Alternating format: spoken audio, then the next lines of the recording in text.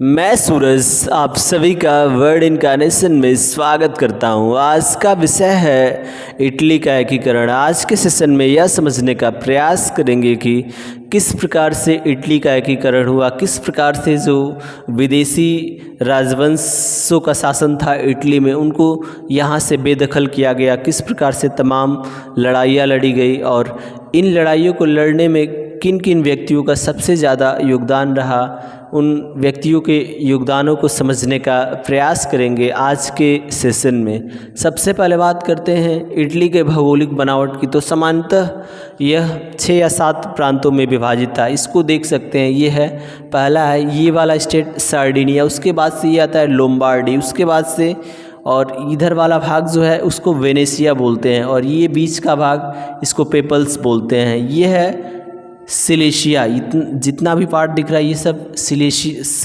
Cilia के अंतर्गत आता है। अब बात करते हैं किन क्षेत्रों पर किन राजवंशों का शासन था। यहाँ तो मूल रूप से इतालवी जो लोग बोलते थे, मूल निवासी थे इटली के, उन्हीं का शासन था। मगर इस वाले क्षेत्र पर समांतर जो ऑस्ट्रिया है, ऑस्ट्रिया के एक राजवंश हुआ करते थे हैब्सबर्ग, उन लोगों का शासन इस पूरे क्षेत्र पर था। और बीच वाले क्षेत्र में पोप जो कि धार्मिक गुरु होते थे उनका वर्चस्व था इस क्षेत्र में। उसके बाद से अब आ जाते हैं दक्षिणी इटली में। दक्षिणी इटली में आने के बाद यहाँ देखते हैं कि जो स्पेन है वहाँ के बुर्बो राजवंश एक होता था, उन्हीं का शासन था और ये लोग यहाँ इस पूरे क्षेत्र को अपने नियंत्रण में रखते थे।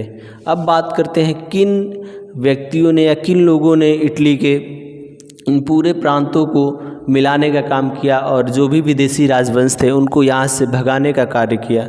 सबसे पहले बात करते हैं जोसेपे मैत्सिनी।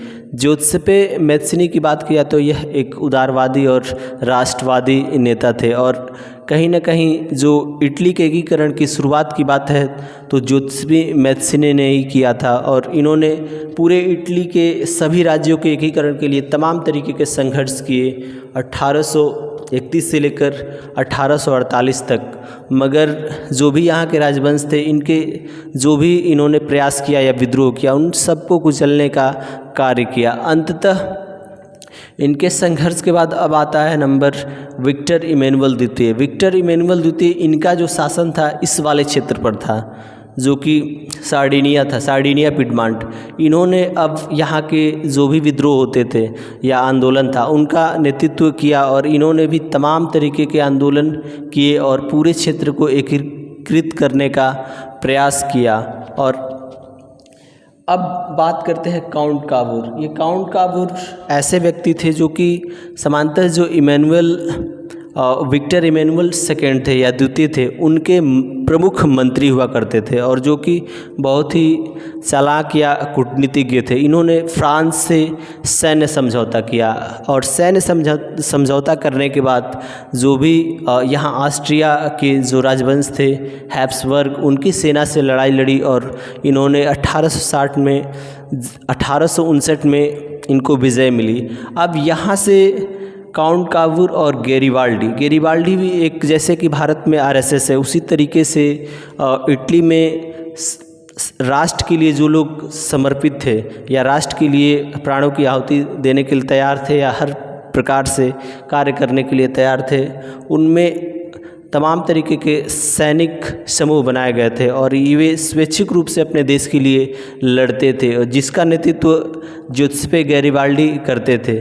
अब क्या हुआ कि गैरिबाल्डी की सेना और जो राष्ट्रीय स्तर पर राजा की सेना थी दोनों ने मिलकर स्पेन के जो भी यहाँ सैनिक या राजा थे उनको यहाँ से खदेड़ने का कार्य किया और अंततः 1861 में पूरे इटली को एकीकृत किया गया और उसके राजा विक्टर इमैनुअल द्वितीय को बनाया गया और तब जाकर एक इटली जो देश है उसका आविर्भाव हुआ।